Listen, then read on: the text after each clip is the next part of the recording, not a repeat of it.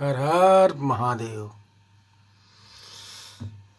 साथियों, इस देश में भारत की जनता, ये जनार्दन है, यही राजा है, यही न्यायाधीश है। तो मैं इस न्यायाधीश से एक अनुरोध करने जा रहा हूँ, कृपया ध्यान दें। जो हमारा ऋग्वेद है, इसको 7 ऋषियों ने लिखा है। गृहसम्मत, विश्वामित्र, वामदेव, अत्रि, भारद्वाज, वशिष्ठ, कण्व।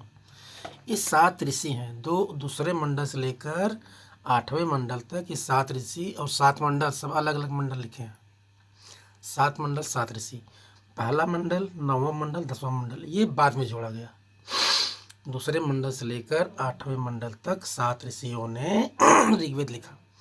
और जो ऋग्वेद है, प्रारंभ में यह कर्म पर आधारित था। कर्म आधारित हमारा ऋग्वेद है। और इसमें शुरू में केवल 3 वर्ण है, ब्रह्म, क्षत्र, विश्व। तो ब्रह्म कर्म से था, क्षत्र कर्म था, विश्व कर्म से था। विश्व मतलब सामान्य जनता जो काम कर रही है, क्षत्र मतलब जो रक्षा करते थे, क्षत्रिय। ब्रह्म मतलब ब्राह्मण, अध्ययन अध्यापन, यज्ञ हवन, पूजा पाठ है। और यह कर्म आधारित था, जन्म आधारित नहीं था।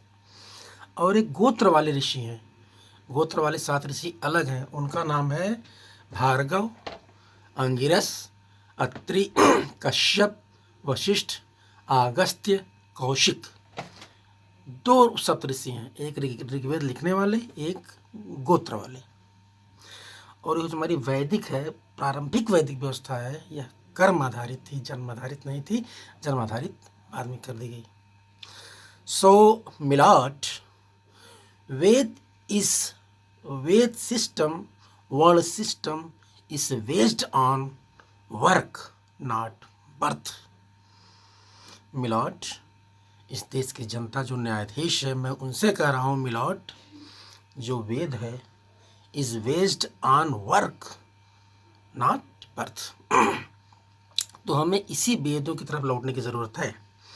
अगर हम इसी वेद व्यवस्था की तरफ लौट जाते हैं तो सभी सामाजिक समस्याओं का समाधान हो जाएगा।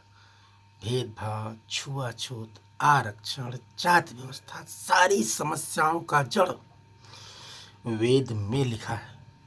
अगर हम प्रारंभिक वैदिक व्यवस्था को अपने देश में लागू कर देते हैं तो हमारे देश की सभी सामाजिक समस्याएं खुद ब खुद समाप्त हो जाएंगी।